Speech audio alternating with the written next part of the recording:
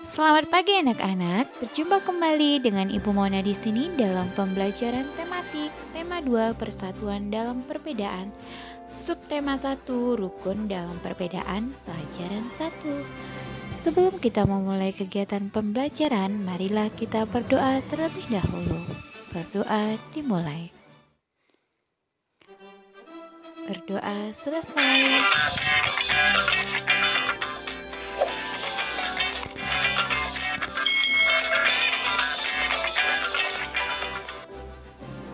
Anak-anak, masih ingatkah kalian dengan peristiwa proklamasi?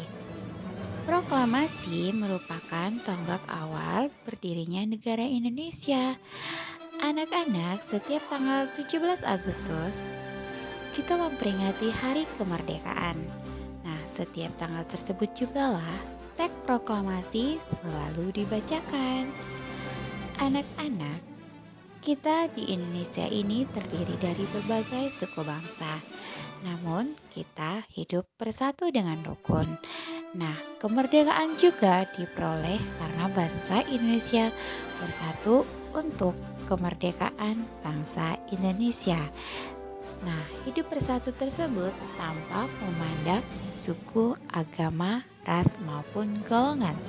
Seluruh warga masyarakat, bangsa dan negara hidup bersatu dengan rukun untuk memperjuangkan kemerdekaan Indonesia. Nah, anak-anak, coba kalian perhatikan gambar di sini. Ini adalah gambar teks proklamasi kemerdekaan Indonesia. Teks inilah yang selalu dibacakan pada saat pelaksanaan upacara kemerdekaan Republik Indonesia. Nah, teks proklamasi ini merupakan tulisan tangan dari Insinyur Soekarno. Insinyur Soekarno ini merupakan presiden pertama kali Indonesia. Nah, teks proklamasi inilah yang menjadi tonggak awal kemerdekaan bangsa Indonesia. Nah, oleh karena itu, teks ini selalu dibacakan setiap hari kemerdekaan. Nah, anak-anak sekarang coba perhatikan sejarah proklamasi kemerdekaan bangsa kita. Proklamasi kemerdekaan yang dilakukan tanggal 17 Agustus 1945 menjadi peristiwa penting bagi bangsa Indonesia. Peristiwa tersebut menjadi tonggak sejarah di mana bangsa Indonesia berhak atas kemerdekaan dan wajib mempertahankan kemerdekaan. Diawali dengan dijatuhkannya bom atom oleh tentara Amerika Serikat pada tanggal 6 Agustus 1945 di kota Hiroshima dan pada tanggal 9 Agustus di kota Nagasaki. Akhirnya, tentara Jepang menyerah kepada sekutu. Kemudian, kesempatan itulah yang digunakan bangsa Indonesia untuk segera membebaskan diri dari penjajahan bangsa Jepang. Teks proklamasi ditulis di rumah Laksmana Tadashi Maeda, Jalan Imam Bonjol nomor 1. Para penyusun teks tersebut adalah Insinyur Soekarno, Dr. Muhammad Hatta, dan Mr. Ahmad Subarjo. Konsep teks proklamasi ditulis oleh Insinyur Soekarno. Saat itu hadir pula PM Dyah Sayuti Malik, Soekarni, Sudiro. Soekarni mengusulkan agar yang menandatangani teks proklamasi tersebut adalah Insinyur Soekarno dan Drs. Muhammad Hatta atas nama bangsa Indonesia. Nah, pada hari 17 Agustus 1945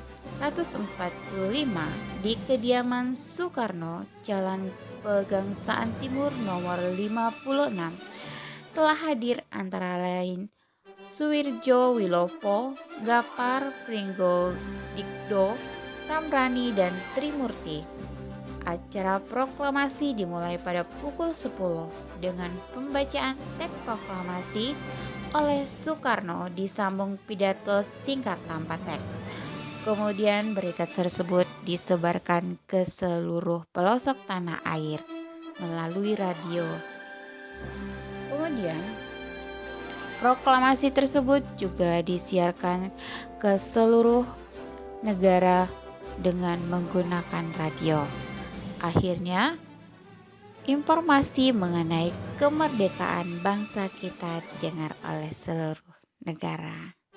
Nah, anak-anak, sekarang kalian lihat peta pikiran.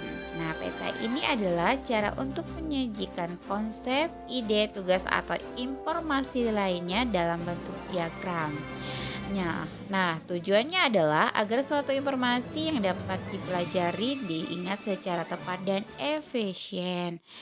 Peta pikiran pada umumnya menyajikan informasi yang berhubungan dengan apa yang sudah kita pelajari. Nah, peta pikiran yang akan kita buat adalah peta pikiran yang berkaitan dengan sejarah dari proklamasi kemerdekaan bangsa kita tadi, anak-anak. Nah, di sini nanti kalian akan menjawab pertanyaan apa, kemudian siapa, mengapa, bagaimana, kapan, dan di mana dilaksanakannya proklamasi kemerdekaan Republik Indonesia. Nah, dengan peta pikiran ini, maka kalian akan dapat mengingat pembelajaran yang telah kita pelajari dengan baik. Karena peta pikiran ini sudah merangkum dari semua isi penting yang terdapat pada informasi yang sudah kita pelajari, anak-anak. Nah, ini tentunya sangat memudahkan kalian dalam belajar.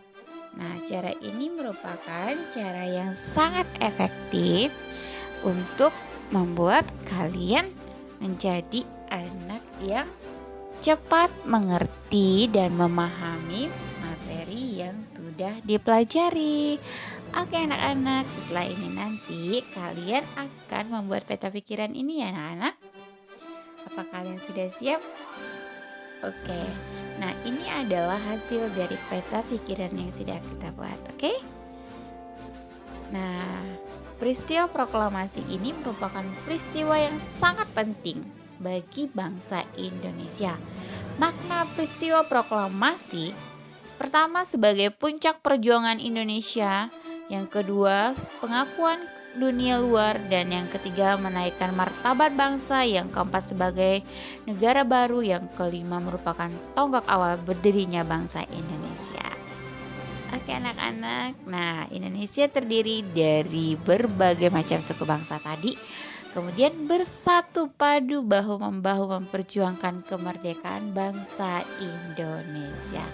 Nah, sehingga pada akhirnya kita menjadi negara yang merdeka.